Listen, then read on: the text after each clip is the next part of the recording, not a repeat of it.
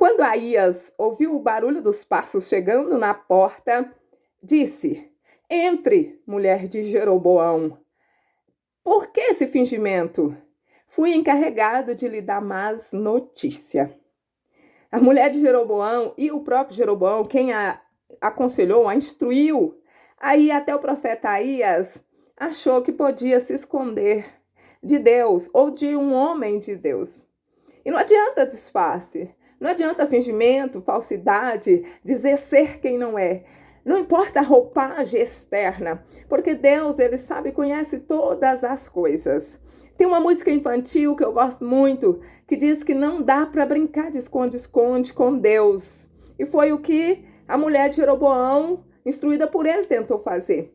Jeroboão, rei de Israel, estava com o filho mais novo, o filho Abias, muito doente. E eles com certeza já tinham tentado todos os meios sem recurso. Ele lembrou que lá em Siló tinha um profeta, um homem de Deus, o profeta Aías. O profeta Aías tinha profetizado anos antes que Jeroboão seria rei em Israel.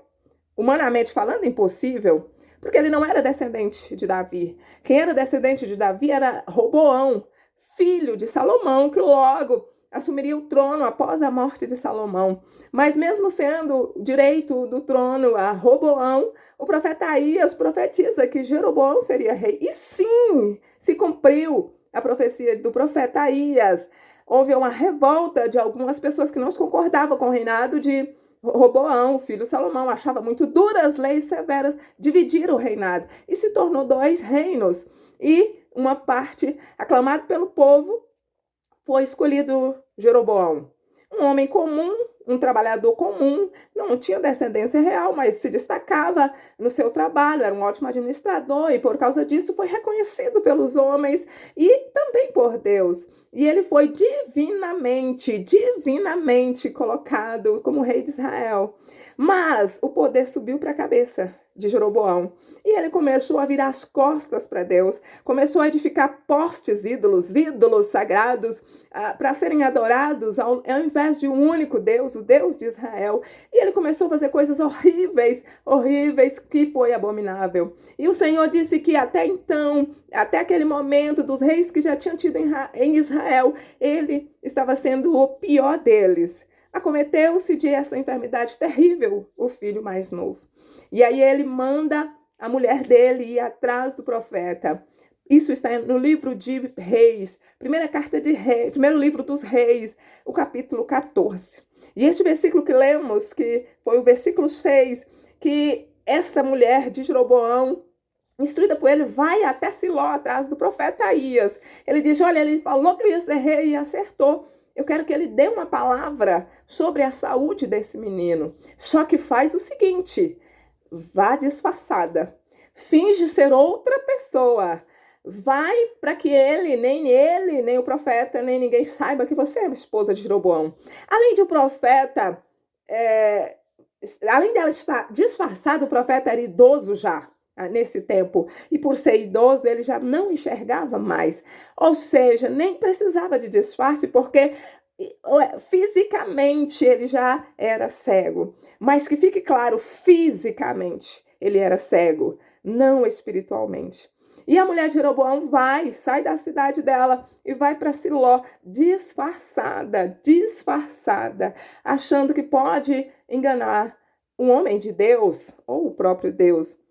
E, para surpresa da mulher de Jeroboão, quando ela pisa os pés na porta da casa, o profeta Aías ouve os passos, mas não pelo fato de ouvir os passos, mas porque Deus o tinha avisado que ela estava chegando. Deus fala para ele, olha, a mulher de Jeroboão está vindo aí, mas olha, ela está vindo disfarçada, ela está fingindo ser outra pessoa. E quando ela pisa na porta, o profeta de dentro, entra a mulher de Jeroboão. Para que esse fingimento? Porque está disfarçada, pode entrar, porque eu não tenho boa notícia para te dar, não. A notícia é ruim. E aí Deus manda o recado para Jeroboão, porque ele tinha sido o pior dos reis de Israel até aquele momento, que o menino não ia viver, que quando ela pisasse o pé na cidade, o menino ia morrer, e não ia sobrar mais ninguém da casa dele, e esse menino ainda ter um enterro digno, porque Deus achou graça no coração dele, mas os demais nem enterro digno teria. Uns iam ser destruídos pelos cães, ou comidos, os corpos nos matos pelas árvores, e seria triste a partir de então a descendência de Jeroboão. Então, o recado é o seguinte: não tem como esconder de Deus. A palavra do Senhor, o Evangelho de Lucas fala que até o que for tramado nos gabinetes será proclamado nos telhados. O que for sussurrado nos ouvidos será proclamado. Não tem como se esconder de Deus. Então, para que esse fingimento? Para que esse disfarce? Para que agir como sendo outra pessoa? Se humilhe diante do Senhor, se arrependa, se volte para o Senhor e procure ser quem verdadeiramente Deus quer que você seja, porque do Senhor não esconde, na aprovação ou na prova de Deus não vai passar, no teste de Deus não será aprovado, sem contar que Deus traz à tona quem é quem, Deus traz à tona o disfarce. Então, não dá para brincar de esconde com Deus. Que o Senhor te abençoe.